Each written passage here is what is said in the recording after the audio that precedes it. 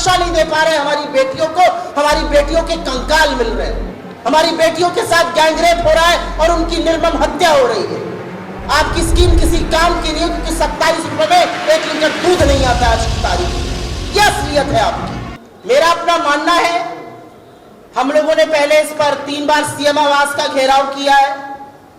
हमने करीब 35 जिलों में कलेक्ट्रेट आवास का, उनके कार्यालयों का घेराव किया है। और अब 27 तारीख को, आने वाली 27 तारीख को हम एक बड़ा घेराव विधानसभा का करने जा रहे हैं। यह हमारे लिए शक्ति प्रदर्शन नहीं है, यह हमारे लिए एक सोती हुई निर्मम सरकार को जगाने का तरीका है। और मैं अब कुछ बातें राष्ट्रीय परिप्रेक्ष्य में बोलना चाहती हूं, क्योंकि यह पैटर्न हमने देखा है। मैं उत्तर प्रदेश से आती हूं, वही उत्तर प्रदेश जहां पर जब हाथरस में बेटी को 2:30 बजे रात को फूंका गया तो यही बीजेपी वाले उस पीड़िता को बदनाम कर रहे थे और संरक्षण लगातार आरोपियों को, दरिंदों को दिया जाता है। वही उत्तर प्रदेश जहां पर बीजेपी का एक नहीं 2 एमएलए बेटियों के साथ हुई हैवानियत के दोषी पाए गए, आरोपी नहीं, चाहे वो कुलदीप सिंह सेंगर हो या चाहे वो रामदुलार गौंड हो। यह सिलसिला हमने बृजभूषण सिंह के साथ देखा, यह हैवानियत हमने मध्य प्रदेश में देखी, यह हैवानियत हमने हर उस जगह देखी जहां पर बीजेपी का पहला कदम होता है संरक्षण, आरोपी को, दरिंदे को, हैवान को देना। बेटियां भगवान भरोसे छोड़ दी गई है। किस मुंह से बीजेपी बात करती है सुभद्रा योजना की? किस मुंह से बीजेपी बात करती है बेटी बचाओ बेटी पढ़ाओ की? बेटियां तो असल में बीजेपी से बचानी है, बेटियां इनके कुशासन से बचानी है। और इसीलिए मेरा अपना मानना है, और क्योंकि धर्म में आस्था है तो यह जरूर कहूंगी, प्रभु जगन्नाथ की धरती है ये। श्री कृष्ण ने द्रौपदी की लाज बचाने के लिए तार खोल दिए थे। श्री कृष्ण वो है जिन्होंने अपने सखी के लाज बचाने के लिए अवतार लिया और उसके सम्मान में महाभारत हुई और गीता का उपदेश दिया।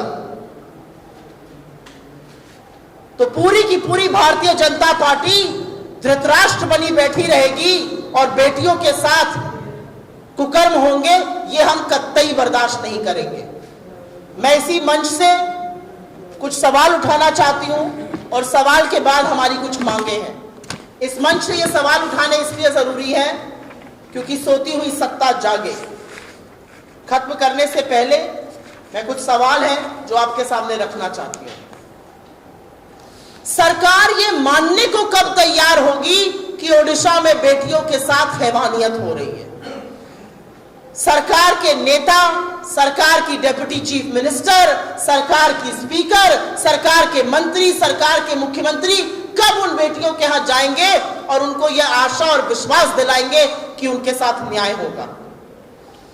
क्या सरकार के नुमाइंदे, क्या सरकार के लोग उन बेटियों के परिवारों से मिलने के लिए तैयार है जिनके साथ यह हैवानियत हुई है?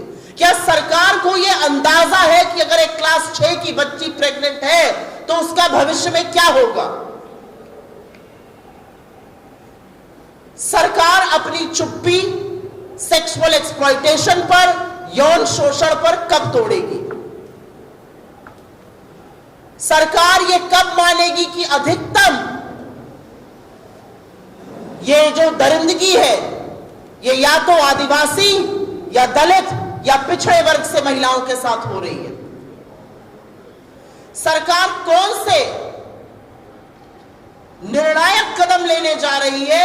44,000 जो महिलाएं और बच्चे गायब हुए हैं। सरकार क्या निर्णायक कदम लेने जा रही है जो दरिंदगी और जो यौन शोषण हो रहा है खुले आम रेजिडेंशियल स्कूलों में? क्या सरकार डिस्ट्रिक्ट वाइज डेटा देने को तैयार है महिला अपराध के खिलाफ जो चीजें हो रही हैं? सरकार कब इसको एक आपदा मानकर इस पर निर्णायक एक्शन लेगी? और सरकार में बैठी हुई उन महिलाओं से मेरा जरूर एक सवाल है, आप कब